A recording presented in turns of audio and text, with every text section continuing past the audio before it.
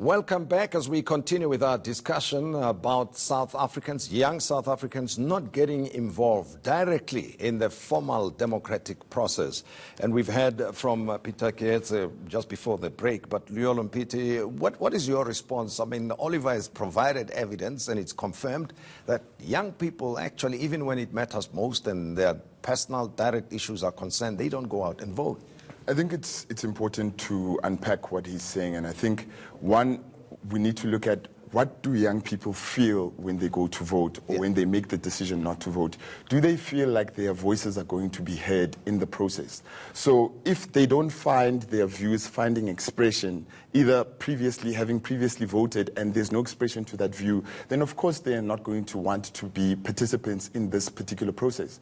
But I think far beyond that, I think to put the blame on political parties or youth organizations is a real big stretch for Oliver, because on a daily basis we are working within the Dear Youth, we are on the ground, we are speaking to young people, we are taking young people to go register at the IEC. But you know, so it's easy to say, in all sit in your computer and say we're not doing anything. No, I don't think, I don't know, but that my understanding of Oliver is a concern. He's not necessarily criticized. He says you could do more than what you're doing. And actually the ANC seems to be in a much more difficult situation than other parties when it comes to, is the Youth League still active? I think I will not want to discuss the politics of the Youth League in this platform. Okay. We're here to discuss about the elections. All right. Well, I'm just asking because if it's active, then it will be mobilized, actively going out there. But yeah, tell us. I think one of the things that Oliver is missing, we've got IEC, which has got a responsibility on how it packages its messaging going to elections. Its messaging in the main is not talking to young people. IEC is not appealing because they've got a role. Right now they've just announced that the voter registration will be happening at the beginning of next year. But is that messaging appealing to a young person in Mamelodi, a young person in Unu, you know? So we need to also say IEC also has got a responsibility to play in society, not only as political parties. Because it needs to teach the young person the importance of voting. Let's look at it from your point of view then. Okay, there are the weaknesses, and let me start with you actually, Oliver. What do you think should be happening then to get more young people to participate? Because their views are known on social media. Yeah. So, but you know, you can complain, sit in a corner and get on Twitter, Facebook and say whatever. But if you're not going to go out there, participate in the nominations process of candidates, for instance, and not pitch up to vote, you're going to get the same old. Yeah. But Tim, let's put numbers on the table, because political parties don't like engaging numbers, and maybe it's important that we start there. In next year's election, by my estimation from at least a year ago when IEC ran, earlier this year when IEC ran registration processes, about 70% of next year's voters are going to be under the age of 40. More than 65 of them are going to be under the age of 35. And more than 1 in 2 people who will be voting next year are going to be women for the first time. So our voter bloc, for the largest part, are going to be black women in particular.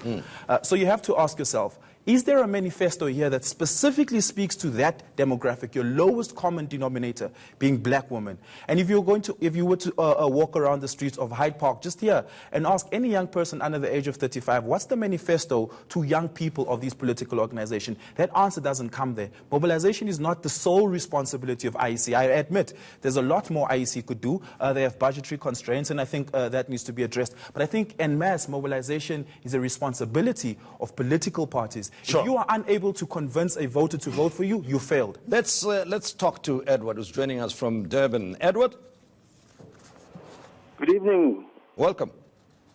Thanks a lot. I've been listening to you guys, and I've had obviously numerous opportunities where you guys were discussing the future of youth in South Africa and joblessness and what. But how is it that you guys do not place emphasis on educating youngsters on not having kids at an early age? Because the major problem is overpopulating unnecessarily, and it's going to be an ongoing cycle where you're going to talk and talk and talk, but nothing being done. Yep. It needs to be escalated to government level. We got that, Edward, and Thank you very much for your input. And I want to go back to the issues now, right? One of you, I'm not sure who said that there are specific issues. Young people want to know what's in it for them when they vote. And that was deliberate on my part when we started, and I asked the question, what are the three major issues of concern? Because on the basis of that, then we go to the political manifestos to say, are those issues raised and addressed in the manifestos of your respective parties? And from my side, my question was economic growth. I don't hear much talk about it. Does it matter? I think in the main, right now where we are as the ANC, we're busy consulting the society at large in terms of our manifesto. It's not yet out because we're doing those consultations. Because for us, it's about saving the people of South Africa. That's why we're going out to hear what the people of South Africa are raising going to these elections. I think the first thing that we really need to say, we don't need to consult on key issues. The first issue, we cannot have unemployment or employment in this country if the state is corrupt. If the state is corrupt, there's no way the state can deliver services to the people. If the state is corrupt, there's no way there can be job creation that actually deals with young people who have been left out of the economy, who continue to suffer because they are not involved in the economy. And I think that is one of the things that the ANC is missing. We need to fix the state. We need to get rid of corruption that is ingrained intrinsically within our state, that is stopping young people from being part of this economy. And I think also to address the question that is raised by the caller here is to say that our government, the ANC, has trained young people to be pensioners. Why must young people survive on grants? We want to be empowered. We don't want to be given grants. We want jobs. Where are the jobs? That's what we've been asking for. So well, those Peter, are the key issues. Yeah, we don't need to consult on that. Land is also one of your key issues. Look, Sure. when we speak about young people saying the only appetite they can have for them to vote is directly the manifesto. I mean, how the manifesto speaks. Look, I think the EFF is the only political formation in this country that has, entrenched and obvious policy position.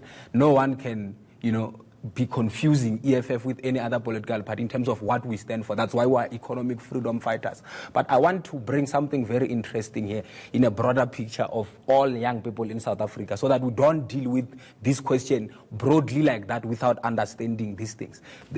In young people, you will have category of young people who are uneducated. Equally, they are not going to respond the same with educated people in as far as the policies are concerned. For instance, I will come as the EFF leader to say, we want to expropriate the land without compensation. We want to take banks and the mines. Someone who's not educated enough wouldn't receive that particular policy position. Or might believe that it's as simple as the way you say it. Which is not that easy. Which is not that easy. Yeah. So we ought to understand what do we deal with the categories of these young people who do not come and pitch. But as far as the policies and the manifestos, we don't need to wait for manifesto day that we are going to launch manifesto. People know what the EFF stand for. People know that we want the land. Oliver, now in your engagements, are you able to tease out the key issues that seem to be of concern for young South Africans and that require more political engagement? I understand the part where they must pitch up and participate, but are there specific issues that you think they feel strongly about, but they are denying themselves as young people the opportunity to be more vocal and more influential because they stay away? What issues are Look, Liolo did a very excellent job at identifying what the ANC has been doing wrong, and I applaud him for that. But it is the tone of political parties, particularly on the opposition bench, to do that and think it replaces a solution. I'm unconvinced they have an actual solution to the problem. So young people are sitting there, they know the problems. We all know the problems. But young people who specifically don't pitch up to vote are saying to themselves, I don't believe there's a viable alternative. And I think that's where the problem lies. There's political apathy, particularly there. We all know what the problems are. We just don't think that there's a viable alternative to what currently... Here is my concern, right? And I'm sure you're better placed than I am to address it. That as much as we're talking about the issues in South Africa facing young South Africans, young people around the world elsewhere seem to be setting the agenda. They may not be that active, but in business, in science, in many other pursuits of life and advancement of mankind, they seem to be taking the lead. And in the main, we are just consumers here in South Africa. I'll tell you something. Older South Africans are waiting for the lead from yourselves. Are you ready for the future? And what are you going to do about it? You're right, because, at the end of the day, we don't live in isolation from other countries. right now we're talking about the fourth industrial revolution. As things stand, we are indeed ready for the future. And in terms of transforming this country and taking forward, I mean, you look at, for an example, in Gauteng, you've got a PEC that was elected recently of mainly young people. You go to KZN, in that PEC also, many young people were elected. So it shows that indeed we are the future. Sure. We're currently occupying the spaces also in terms of leadership positions. All right, Luyolo. The youth are leading today. Those are the facts. In the DA, we have young people who are in councils, who are in legislatures and parliament. Just yesterday, we elected a young 20-year-old councillor in the city of Cape Town. We are serious about young people occupying spaces and leading their communities. So I don't think it's a question of whether young people are going to lead in the future. We are already doing it. Not only in politics, we're leading in civil society, in business, in law. Young people are occupying the space, and I think we need to be given that space. Look, I think it's an obvious fact that the EFF is predominantly young people. I mean, there are very few old people even in the leadership positions. Even how our message is being received on the ground, we're appealing much on young people. I think that would agree. But I think we must equally be cognizant of the fact that, the influence that the EFF have had on this call of free education in as far as the fees must fall is concerned. I mean, before the formation of the EFF, I just want to show you the impact of this political formation. Before the formation of EFF, there's always been this issue of free education. Sure, and let me interrupt you there because of the pressures of time. And Oliver, in conclusion, how do we get many more young South Africans to participate, to go out, register, and also to vote come voting day? This conversation largely spoke about what the problems are, but we have to acknowledge that the picture is actually getting better. More young people voted in 2016 than they did in 2008, and I think that's an indication that there's a better picture coming about. I think what we're currently doing as far as making, there are more polling stations available than there were 10 years ago. That's because IEC had done a better job at making that available. We may need to consider things like making voting electronic so that young people don't have to consider the logistics as they do right now to start voting, because we are in the fourth industrial revolution. Sure. The Internet of the Things has made it possible for us to be able to vote. I agree with you, but pensioners do not mind taking buses as well. That's how strongly they feel about taking part in the voting process. And thanks again for having been my guests. I appreciate it. Thank you for this. And that's all we had for you. And we had the ANC Youth League member Rebone Tau, DA Federal Youth Leader Luyolo Mpiti, EFF Student Command President Peter Kietse, and socio-political analyst Oliver Dixon. Thank you very much for having been with me. And up next is news with Tembekile Mkhototo. And from us, good night to you. I'll be with you tomorrow morning, by the way. Good night.